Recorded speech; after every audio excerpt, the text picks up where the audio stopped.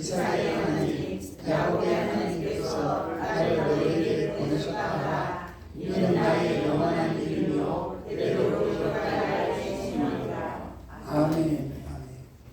예, 오늘 본문 내용은요, 모세가 하나님의 부르심을 받은 내용을 전해주고 있습니다. 이때 모세의 나이가 몇 살이었는가? 80세였습니다. 오늘날 80과는 개념이 다릅니다. 굉장히 더 나이가 많은 거죠. 그러고 난 다음에 나이만 80이 아니라 이집트의 왕자로 있다가 왕자의 자리에서 쫓겨나서 미디안 광야의 양치기로 전역한 지가 40년이 지났을 때였습니다. 여러분, 오래전에 제가 비슷한 내용의 이야기를 드린 적이 있습니다. 여러분들이 만약에 무인도에서 혼자 계시다가 40년 만에 구조가 됐다. 그럼 제일 먼저 무슨 말을 할 것이냐고 물어본 적이 있습니다. 많은 사람들은 나를 구조해 준 사람에게 고맙습니다. 아니면은 라면이 먹고 싶습니다. 커피 마시고 싶습니다. 뭐 할 말이 많은 것처럼 느껴지겠지만은 40년이라는 시간이 지나면은 사람은 언어를 잊어먹는다고 합니다. 그래서 아무 말도 못한다고 합니다. 그러니까 모세가 40년 동안에 그 왕제의 자리에 있었다 할지라도 지금 양치기로 40년 동안 있었다면은 그거 다 잊어먹었을 때였습니다. 그리고 이 당시에 양치기는 오늘날의 목축업자의 수준이 아니라 가장 밑바닥 인생을 사는 사람들을 말하는 겁니다. 그러므로 모세에게는 소망이 없는 인생 막장 시기에 하나님께서 부르신 겁니다. 바로 그러한 모세를 하나님께서 부르시고 하나님께서 당신의 명령을 주셨는데 주신 명령 내용이 뭡니까? 모세의 개인사와 관련된 것 아닙니다. 모세의 가정과 관련된 것이 아닙니다. 애굽에서 무려 400년 동안이나 노예살이를 하고 있던 이스라엘 백성들을 해방시키라는 민족사적 명령이었습니다. 여러분, 좀 전에 말씀드렸던 것처럼 나이가 80이면 인생 말년입니다. 그리고 당시 인생 막장이었던 양치기였습니다. 그것도 그 양이 모세 것이 아니라 장인의 것이었습니다. 이와 같은 인생 벼랑 끝에 서 있는 모세에게 하나님께서는 한 민족과 국가의 미래와 운명을 맡기셨던 것입니다. 만약에 여러분들에게 지금 그렇게 맡기면 어떻게 될까요? 여러분들에게 하나님께서 대한민국의 운명을 네가 맡아라 하면 여러분들 뭐라고 하시겠습니까? 모세가 처음에 들었을 때 뭐라고 얘기합니까? 하나님, 사람 잘못 찾으셨습니다. 제가 지금 나이가 80입니다. 제가 가진 것도 아무것도 없는데 내 가정 하나 건사하기도 힘든데 나라와 민족을 책임지라고요? 하나님, 다른 사람 찾으십시오. 처음에는 자신이 안 된다고 했습니다. 그때 하나님께서 뭐라고 말씀하십니까? 내가 너를 들어쓰겠다는데 왜 네가 된다 안 된다 네가 판단을 하느냐? 여러분, 하나님이 쓰신다면은 80이 문제가 되는 건 아니죠. 내 호주머니가 텅텅 비어 있다고 할지라도 문제가 되지를 않습니다. 하나님이 쓰시겠다면 순종하면 되는 겁니다. 제가 처음에 신학교를 갔을 때 삶이 너무나도 힘들었습니다. 그때에 있었던 일 가운데 아직까지도 항상 제가 몇 가지는 마음속에 드는 생각이 있습니다. 이 생각이 가급적이면 제가 올곧은 길로 가기 위한 지금도 하나의 해처리 역할을 하고 있습니다. 그 중에 하나가 무엇인가? 집사람이 꼭 그런 얘기 했답니다. 아침에 해가 안 떴으면 좋겠다. 차라리 이대로 죽어줬으면 좋겠다. 왜냐면 삶이 너무나도 힘들었기 때문에 그렇습니다. 아무리 일을 해도 되지를 않는 거예요. 집사람의 어머니이신 권사님께서 이런 얘기 했다고 합니다. 안 목사의 손은 똥손이니까 아무것도 맡기지 말라고요. 하는 것만 안 되는 겁니다. 근데 그것이 저에게는 지금 얼마나 삐처리 역할을 하는지 모릅니다. 근데 어느 날서부터인가 환경은 똑같습니다. 가진 것이 없는데도 불구하고 하나님 앞에 모든 것을 맡기면서 살아가다 보니 빈 호주머니임에도 불구하고 누구든가 베푸는 손이 되었습니다. 여러분, 사람들은 생각합니다.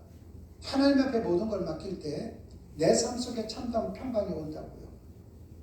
그런데 이런 얘기를 할 때에 본인은 그런 생각할 때가 있습니다. 그러면 가만히 굶어 죽으라는 거야? 한번 돈도 벌지 말고 예배당에 나오라는 거야? 여러분, 그것은 억지죠. 여러분, 아무 일도 하지 말라는 것이 아니라 여러분들이 가지고 있는 근심, 걱정을 하나님 앞에 맡겨드리는 겁니다.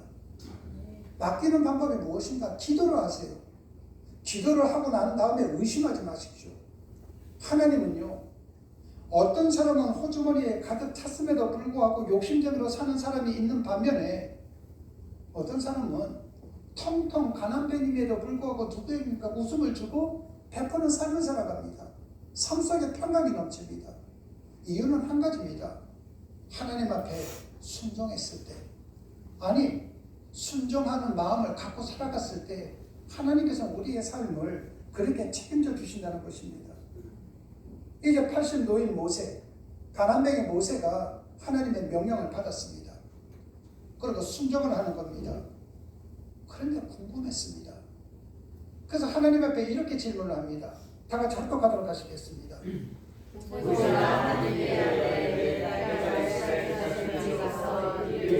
너희의 조상의 하나님이 나를 너희에게 보내셨다 하면 그들이 그에게 묻기를 그의 이름이 무엇이냐 하니 내가 무엇이라고 그들에게 말하리까.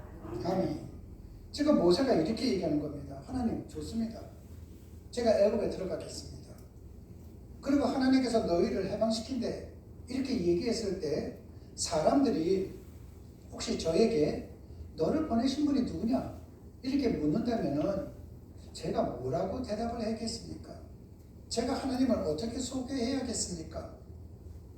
근데 사실은 이것은 자기가 갖고 있는 궁금증이죠.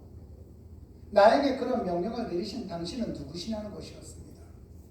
나이 80의 노령에다가 가진 것이 없는 자기 자신에게 한 국가와 민족의 운명을 맡기신 하나님이 누구신지 누구보다도 모세 자신이 가장 궁금했던 것입니다. 이 질문에 대해 하나님께서는 이렇게 답변을 하셨습니다. 합독하시겠습니다. 하나님이 모세에게 이르시되 나는 스스로 있는 자이니라. 또 이르시되 너는 이스라엘 자손에게 이같이 이르기를 스스로 있는 자가 너희에게 전하라. 아멘. 하나님께서 모세의 질문에 대해 나는 스스로 있는 자라고 대답하셨습니다. 여러분, 우리가 믿는 하나님께서는 스스로 계시는 자존자이십니다. 인간이나 다른 피조물처럼 누군가에 의해서 만들어지거나 어떠한 과정을 통해서 존재하는 것이 아니라 본래부터 스스로 계시는 자존자 하나님이시라는 겁니다. 여러분들이 그렇다면 이렇게 질문할 수 있습니다. 어떻게 혼자 있을 수 있지? 어떻게 스스로 계실 수가 있지?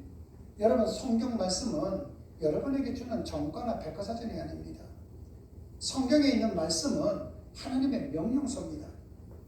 내가 하나님께서 명령을 하신 것을 내가 받아들이면은 그때서부터 믿음이 생기면은 그 믿음의 눈으로 모든 것이 다 보이는 겁니다. 여러분들이 여러분의 상식으로 생각할 때 폭이 32km가 되는 홍해바다 갈라진 것을 여러분들 믿겠습니까? 여자가 혼자 아기를 낳은 것을 여러분이 믿을 수가 있겠습니까? 죽은 자를 살린 것을 여러분이 믿을 수 있겠습니까? 못 믿죠. 인간의 눈으로 인간의 생각으로 못 믿습니다. 그런데 내가 믿음을 갖고 믿음의 눈으로 보이면 다 보이는 겁니다. 앞에 중량청이 갈라지지 않아도 나는 하나님을 믿을 수 있게 되는 것입니다. 그래서 여러분들이 제일 필요한 것이 무엇인가? 믿음입니다. 내가 믿음을 가진 건 모든 걸 알게 되는 것이죠. 하나님께서 전능자이시고 창조자이시고 영원자이신 건 역시 하나님께서는 스스로 계시는 자존자이시기 때문입니다. 그러나 하나님의 자기 소개는 이것으로 끝나지를 않았습니다. 다 같이 합독하시겠습니다. 하나님이 또 모세에게 이르시되 너는 이스라엘 자손에게 이같이 이르기를 너희 조상의 하나님 여호와 곧 아브라함의 하나님 이삭의 하나님 야곱의 하나님께서 나를 너희에게 보내셨다 하라. 이는 나의 영원한 이름이요 대대로 기억할 나의 신이라. 아멘.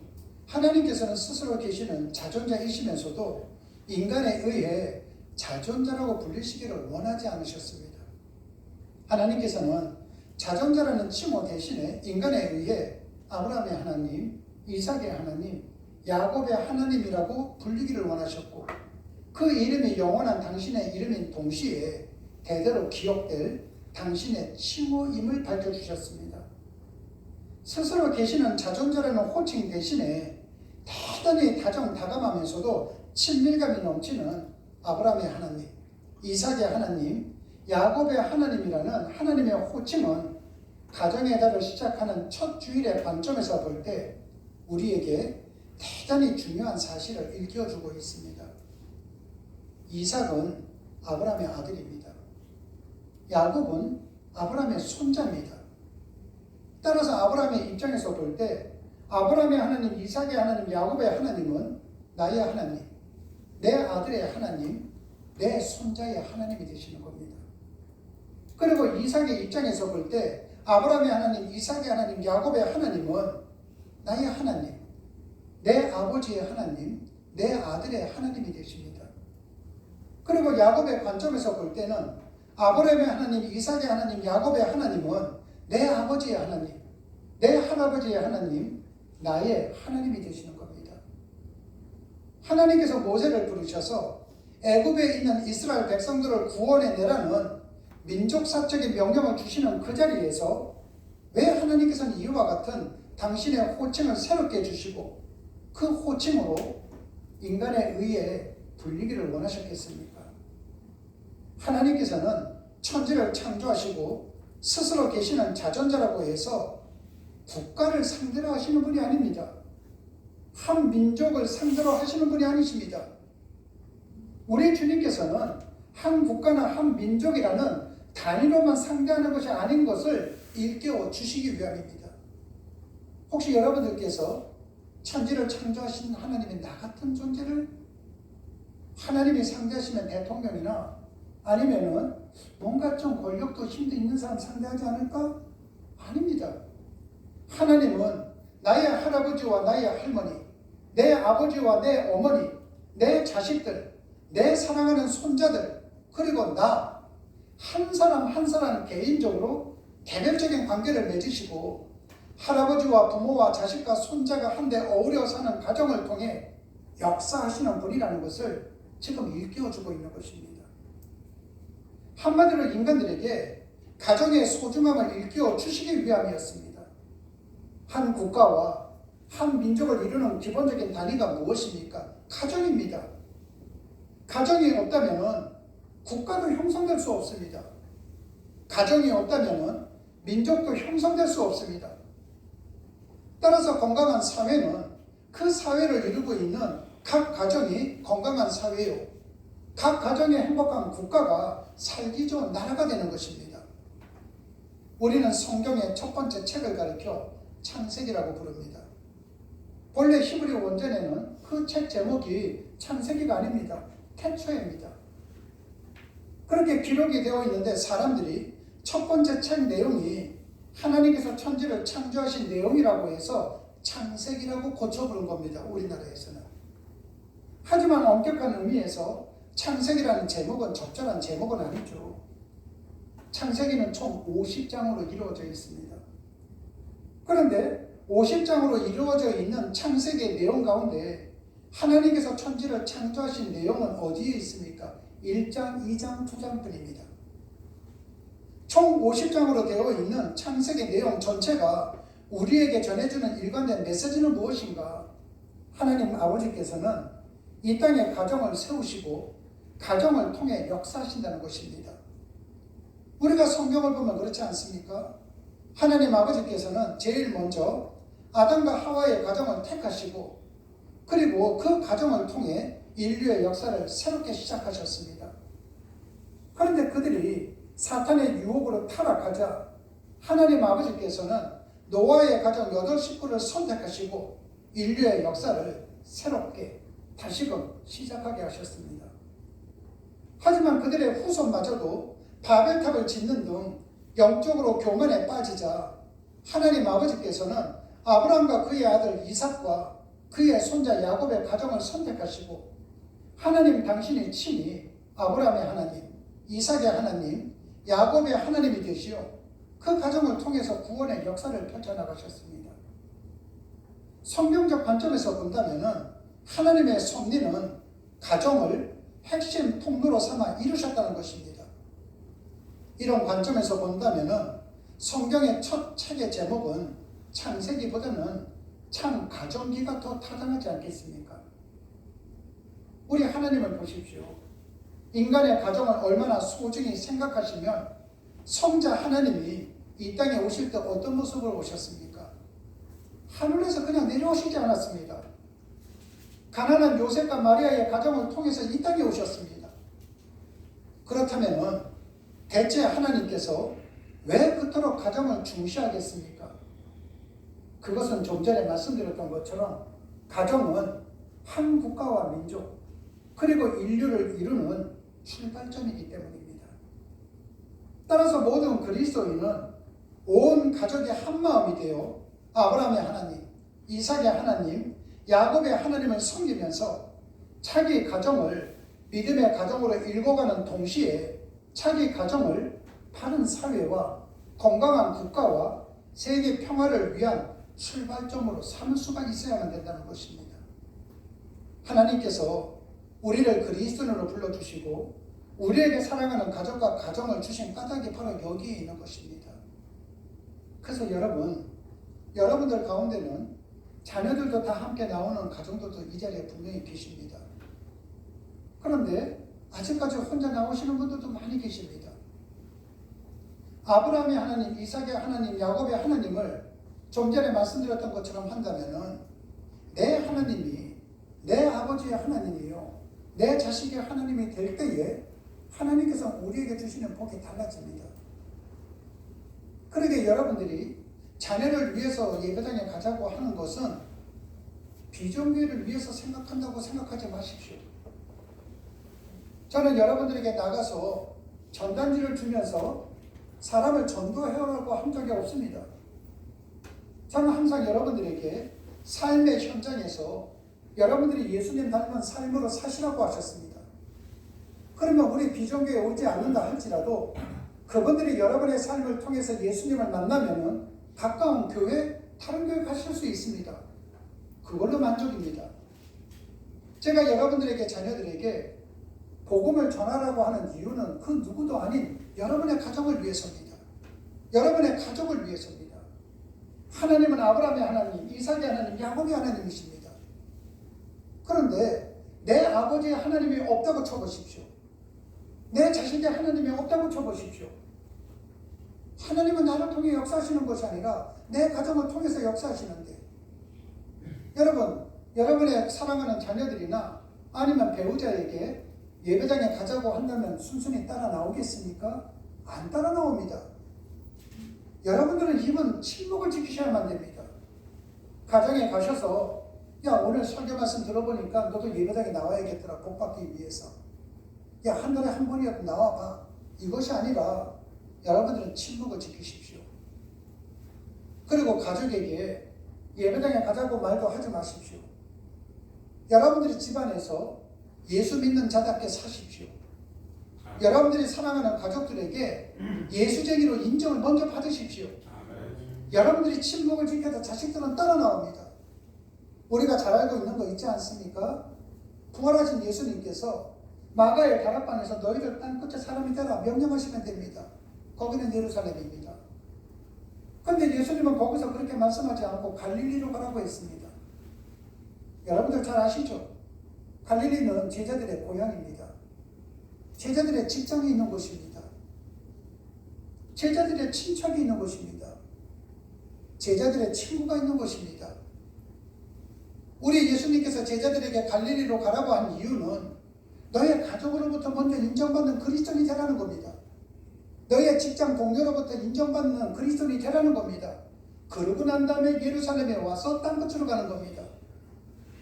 여러분, 선교는 단기 선교는 여행이잖아요.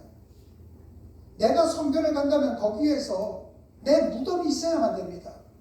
내 뼈를 묻을 줄 알아야만 됩니다. 그 사람들이 진짜 선교사입니다. 여러분 우리나라에 왔었던 선교사님들 보십시오. 양화진에 가면은 이 땅에 묻혀있는 그 선교사님들을 우리는 기억합니다. 그분들을 존경합니다. 그런데 이 땅에 왔다가 며칠 만에 돌아가고 몇 달 만에 돌아가고 몇 년 만에 돌아간 선교사들을 우리가 기억하지 않습니다. 마찬가지입니다. 내가 내 가족으로부터 인정받는 그리스도인이 되었을 때 예루살렘과 사마리아 땅끝까지 이뤄나가는 선교사가 될 수 있는 것이거든요. 그런데 우리는 얼마나 그렇게 하지를 못하느냐 하는 것입니다. 여러분들이 자녀들을 가볍게 여기지 마시고 오늘서부터라도 자녀들에게 내가 예수를 믿는 사람, 예수의 향기를 드러내는 삶을 살아가신다면 여러분의 자녀들이, 여러분의 부모들이, 여러분의 배우자들이 분명히 움직이게 될 것입니다. 그리고 그때서부터 여러분의 가정은 아브라함의 하나님, 이삭의 하나님, 야곱의 하나님이 함께하는 하나님의 특별한 통로가 될 것이요, 하나님의 복이 넘치는 사랑의 저수지가 되지 않겠습니까? 잠시 한 가정의 이야기를 제가 소개시켜 드리겠습니다. 그 가정을 소개하기 전에 먼저 이러한 시가 있습니다. 그 누가 내 머리 끝에서 발끝까지 내리꽂는 저 심지 하나 박아다오. 끝입니다. 시의 내용은 짧지만은 다시는 그 이전으로 돌아가지 않겠다는 의지를 재다짐하는 내용입니다. 즉 과거와 단절한다는 의미를 강하게 내포하고 있는 시입니다. 이 시는 알코올 중독에 빠져 8년 동안 4차례에 걸쳐 정신병원에 입원하면서 삶을 포기를 하려고 했던 한 남자가 자신을 위해 기도하는 아내의 모습을 보고 참회하면서 쓴 시입니다.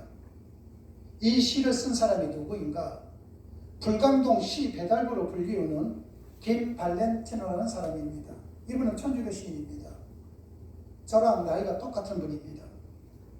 근데 이분이 천주교로 개종하기 전에 술에 취해서 새벽에 집에 들어갔는데 아내가 추운 방에 앉아 촛불을 켜놓고 기도하는 것입니다. 그 기도하는 모습을 보고 마음이 무너져 내렸다고 합니다. 그때 그는 이건 아니구나 하고 생각이 들었지만은 자신의 아내에게 아무것도 해줄 수 없다는 자괴감에 빠져서 또 술을 마셨습니다. 그리고 그날 아내의 신고로 4번째 정신병원에 입원하게 되었으며 병원에서 아내의 기도를 생각하면서 나를 모두 태워달라는 의미의 시를 쓴 겁니다. 현재 그는 이제 술을 끊고 자신과 같은 처지에 놓인 알코올 중독자를 돕는 일을 하고 있으며 청년들에게 희망을 주는 일도 하고 있습니다. 그가 알코올 중독 치료를 위해 병원에 있을 때 그것도 처음이 아니라 4번째 입원을 했을 때 큰 아들이 편지를 보내왔습니다. 그 편지 내용 중에 알코올 중독자인 자신을 가리켜 이렇게 썼습니다. 혹시 보이면은 우리 한번 다 같이 한번 읽어볼까요? 아버지 나의 간절입니다. 나는 아버지를 간절히 하는 마음이다. 아멘. 여러분, 술을 마시면 자신의 몸도 가누지 못하고 추태를 부린 자신을 가리켜 그래도 아버지는 나의 반짝이는 별이라고 했습니다. 그리고 아들인 자기는 반짝이는 아버지를 반짝이게 하는 밤하늘이라고 했습니다. 여러분 생각을 해보십시오. 알코올 중독자로 병원에 4번 정도 입원을 할 정도라면은 그 자식들이 얼마나 힘들었겠습니까? 폭력이 없었겠습니까? 추태가 없었겠습니까? 그런데도 아버지는 나의 반짝이는 별이랍니다. 나는 아버지를 반짝이게 하는 밤하늘이라는 것입니다. 그때 그는 앞으로는 더 이상 술을 마시지 않겠다는 결심을 하게 됩니다. 그리고 큰 아들이 어머니를 설득해서 병원에 나오게 된 그는 서울 은평구 불광동에서 카페를 운영하며 가족들과 떨어져 살았습니다. 그는 병원에서 나올 때 자기 가족들을 세워놓고 큰 절을 했습니다. 그리고 무릎을 꿇고 말했습니다. 지금부터 나는 아버지와 남편 자격을 포기합니다. 그러나 내가 술을 끊고 멋진 사람이 되어 돌아온다면 나를 다시 맞아주십시오. 그리고 그는 지금처럼 살다 보면은 아내와 아이들 곁으로 돌아갈 수 있다는 희망을 품고 그는 살았습니다. 그리고 그 희망이 현실화되었습니다. 여러분, 이 모든 것이 가능했던 것은 가족의 사랑입니다. 그냥 사랑이 아니라 희생적 사랑입니다. 그리고 이 아버지는 그 희생의 사랑에 대한 노력과 응답을 줬습니다. 여러분, 저는 이거를 보면서 정말 많은 감동을 느꼈습니다. 이분은 자신의 인생이 알코올 중독자라는 그늘에서 살면서 희망도 소망도 미래도 없이 절망 속에서 하루하루 생명의 시간을 탕진하면서 살았습니다. 그런데 그 절망의 터널 속에서 한 줄기 희망의 빛이 자신을 향해 비추고 있다는 것을 알았습니다. 그 빛은 한순간만 자신을 비춘 것이 아니라 자신이 술에 쩔어 추태를 부리며 방황하고 있을 때에도 자신을 반짝이게 하는 밤하늘의 모습으로 자신의 모습을 비추고 있었던 것입니다. 남들은 손가락질하는 술 중독자인 자신을 가리켜서 그래도 아버지는 나의 반짝이는 별이라고 용기와 기회를 준 가족의 사랑의 빛을 그는 보고 그는 느꼈던 것입니다. 그리고 그 가족의 사랑의 빛으로 인해 그는 새로운 인생의 날개를 달았습니다. 그리고 지금 그에게 있어서 하나님은 내 하나님이요, 우리 부부의 하나님이요, 내 아들의 하나님이요, 내 손자의 하나님으로 모시고 살아가고 있습니다. 바꾸어 말하면 그분에게도 하나님은 아브라함의 하나님, 이삭의 하나님, 야곱의 하나님이 되어주신 겁니다. 그리고 그분은 앞으로 어떻게 살아야 할 것인지에 대해서도 분명한 자각을 가지고 있었던 것입니다. 그는 술에 의존해서 살았을 때는 자신만을 위해 살았지만 지금은 나를 필요로 하는 사람을 위해 살아가고 있습니다. 그분에게 있어서 가정은 종착역이 아니라 새로운 삶을 위한 출발점임을 바르게 인식시켜준 그러한 사람이었던 것입니다. 그렇다면 지난 세월 동안 이 가정을 통해 하나님의 역사가 알게 모르게 얼마나 세밀하게 이루어졌겠습니까? 또 아브라함의 하나님, 이삭의 하나님, 야곱의 하나님의 섭리하심 속에서 이 가정을 통해서 앞으로 또 얼마나 많은 생명과 사랑의 역사가 일어나겠습니까? 저도 이와 비슷한 일을 경험한 적이 있습니다. 여기서 아시는 분들은 아실 겁니다. 황영배 목사님이시라고. 제가 장로교 목사일 때 저희 교회 부목사님이셨습니다. 한 번은 저희 교회에 다니시는 연로하신 성도님이 와서 이렇게 얘기하는 겁니다. 목사님, 제가 사는 아파트 옆에 사는 할머니가 있는데 그 할머니 아들이 그 알코올 중독자입니다. 목사님 한번 거기 찾아갈 수 있습니까? 그래서 그분한테 얘기했습니다. 찾아가겠다고. 그래서 중계동에 있는 그분의 집을 찾아갔습니다. 찾아갔는데 아들이 결혼을 해서 고등학교 다니는 딸이 있는데 그 서울에 있는 어린이 대공원 앞에 연립주택에 살고 있었습니다. 그분은 참고로 해서 하루에 술을 8병 이상을 마셔야만이 사는 알코올 중독자였고요. 칼을 가지고 자기의 이 새끼손가락을 가족들 앞에서 내리쳐서 자르신 분입니다. 그 이야기를 다 듣자 제가 제일 먼저 생각했던 것이 뭔가, 혹시 칼로 나를 찌르지 않을까 겁이 났습니다. 그래도 약속을 했기 때문에 황영배 목사와 저와 집사람 셋이서 어린이 대공원 앞에 있는 연립주택을 갔습니다. 근데 그때도 지금도 그렇지만은 그때는 지금보다 덜 성숙한 저였기에 겁이 났던 것이 많았습니다. 그 저보다도 힘이 세고 저보다도 젊었던 황현배 목사님한테 이렇게 얘기했습니다. 목사님이 앞에 서갖고 문 열고 들어가. 나는 뒤따라 들어갈 테니까. 그것은 일단은 혹시 폭력적인 행위가 있더라도 저는 피하고 보자였습니다. 딱 들어갔는데 그 딸하고 부인하고 알코올 중독자인 남성분하고 세 사람이 무릎을 꿇고 앉아 있는 겁니다. 그래서 제가 들어가니까 제일 먼저 이렇게 얘기했습니다. 오늘 목사님이 오신다 그래갖고 술을 한 잔도 안 마셨습니다. 그러면서 이렇게 얘기하는 겁니다. 제 주변에 교회가 많은데 우리 집에 목사님이 찾아온 건 처음입니다. 알코올 중독자가 그렇게 얘기했습니다. 그때 덜 성숙했던 제가 잔머리를 굴렸습니다.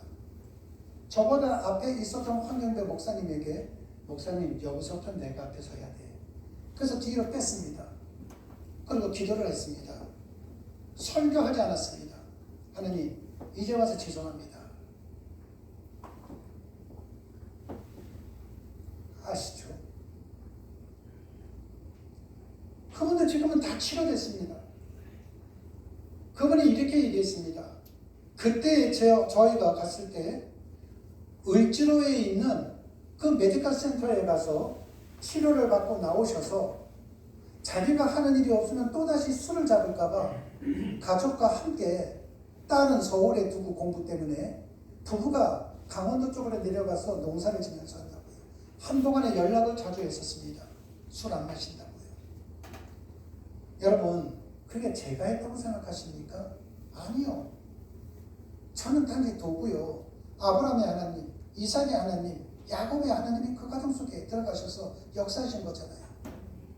지금도 여러분을 기다리는 사람들 분명히 있을 겁니다. 알코올 중독자뿐만이 아니라 삶에 지친 사람들 가운데 여러분을 기다리는 사람들 분명히 있을 것입니다. 삶 속에서 고통에 신음하는 자들 가운데 지금 여러분의 손길을 기다리는 사람들도 많을 것입니다. 어쩌면 그들이 여러분의 가족일 수도 있고요. 여러분의 배우자일 수도 있습니다. 사랑하는 성도 여러분, 우리 모두 뜻깊은 가정주의를 맞이하여 하나님께서 우리에게 허락하신 가정을 진정한 믿음의 가정으로 이루어가십시다.